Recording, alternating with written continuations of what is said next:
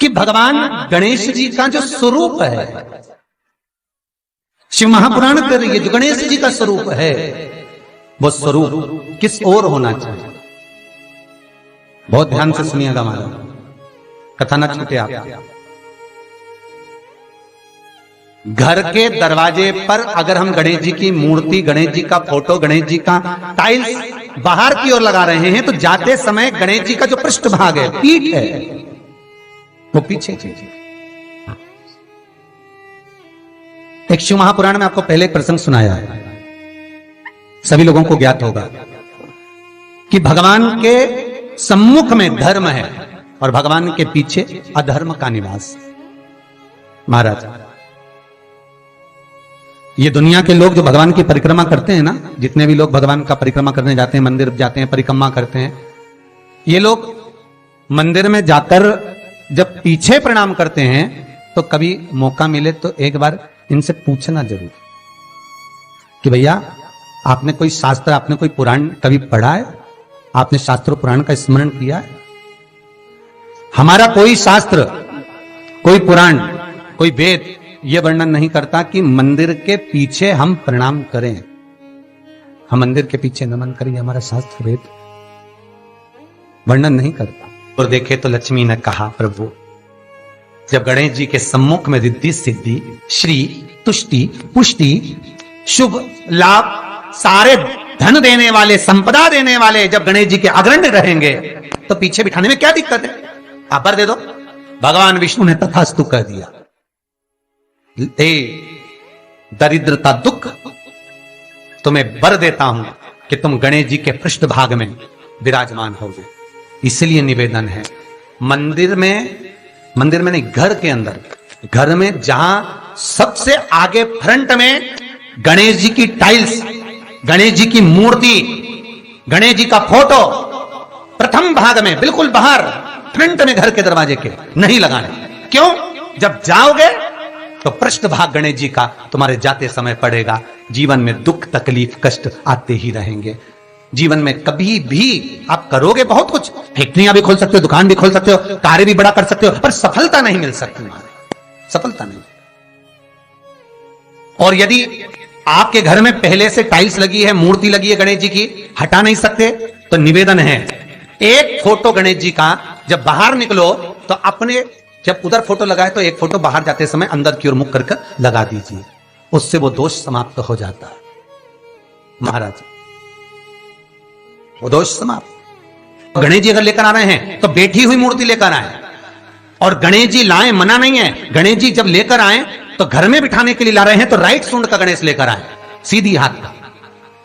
आपका सीधा हाथ देख लेना, उसी के हिसाब से गणेश जी को अपनी ओर रखकर, या गणेश जी का सीधा हस्त कमल देख लेना। आपका तो उल्टा मान्य होगा जब आप देखेंगे तो गणेश जी का जो सीधा हस्त कमल हो, उस साइड अगर गणेश जी की सूंड है तो वो सूंड का गणेश घर के अंदर विराजमान हो। उल्टी सूंड का गणेश, लेफ्ट सूंड का गणेश, ये गणेश व्यापार, व्यवसाय, फैक्ट्री, दुकान, बिजनेस, ऑफिस जगह पर विराजमान हो। बहुत ध्यान देना, उल्टी सूंड के गणेश बहुत कम बनते हैं। क्यों कम बनते हैं? इसका शास्त्रीय प्रमाण है।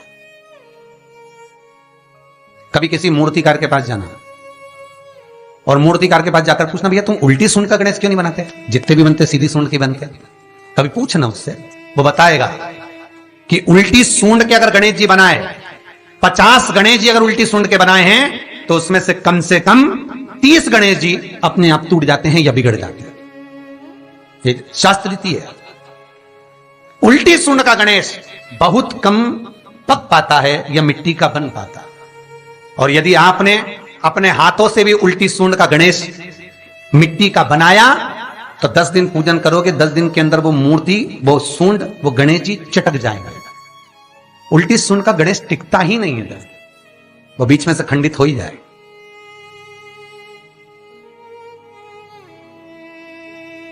वो तो स्वयं गणेश जी कृपा करें, स्वयं विनायक कृपा करें और उल्टी सूंड के गणेश जी अपने को मिल जाएं और वो गणेश जी हमारे घर में आ जाएं तो वो फिर नहीं चलता। सीधी सूंड के गणेश जी को मनाने के लिए महाराज मंत्र की 50 माला करना पड़ती है, तो समझ लो सीधी उल्टी सूंड के गणेश जी को मनाने के लिए मात्र 5 माला में भगवान गणेश प्रसन्न हो जाते हैं। अर्थात उल्टी सूंड का गणेश शीघ्र प्रसन्न होता है। महाराज ब्रजमंडल में जब कभी जाओ, मथुरा के पास में वृंदावन से आगे लोहवन पड़ता है। कौन सा वन है? लोहवन।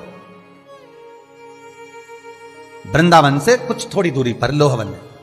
उस लोहवन में जाना, जैसे निकुंज वन में गए, भांडेर वन में गए, आप लोग कई बार दर्शन करने गए होंगे, तो लोहवन में जाना और लोहवन में जाकर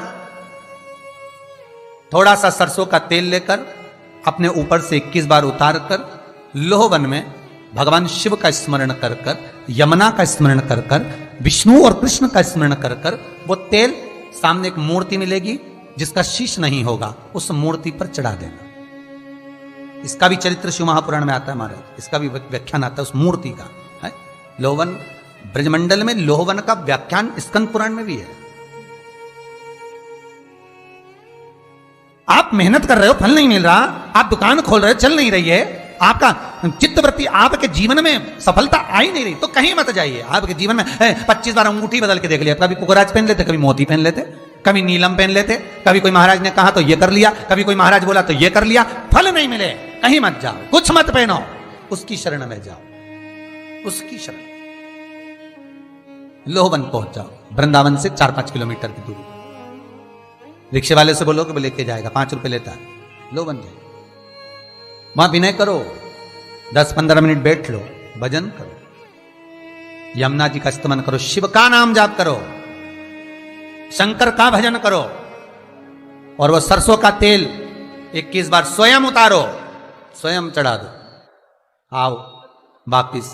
उसके बाद तुम किसी कार्य को करोगे तो सफलता जल्दी मिलेगी, काम अटकेंगे नहीं, काम सफल। यमुना के घाट पर शिव आराधना का फल भी 1000 लाखों गुना है, लाखों गुना। बहुत ध्यान देना, स्वप्न 2 तरह का होता है। एक स्वप्न में अगर आप बहुत खिलखिलाकर हंस रहे हो तो समझ लेना दूसरे दिन तुम्हें कुछ ना कुछ ऐसी खबर मिलेगी कि आंख में आंसू आएंगे। स्वप्न में आप अपने आप को अगर हंसता हुआ देख रहे हो, किसी को खिलखिलाता हंसता हुआ देख रहे हो, तो दूसरे दिन कुछ रोने की खबर मिलेगी, कोई दुख होगा, कष्ट होगा, तकलीफ होगा। और अगर स्वप्न में आप भगवान को मुस्कुराता हुआ देख रहे हो, स्वप्न में आप भगवान को हंसता हुआ देख रहे हो, तो जरूर तुम्हारे ऊपर कुछ भगवान की कृपा होने वाली है, जरूर कोई अच्छी खबर आने वाली है। दोनों के हंसने में अंतर है। सांसारिक मनुष्य स्वप्न में हंसता दिखे तो दुख मिलेगा, और भगवान हंसता हुआ दिखे तो सुख मिलेगा।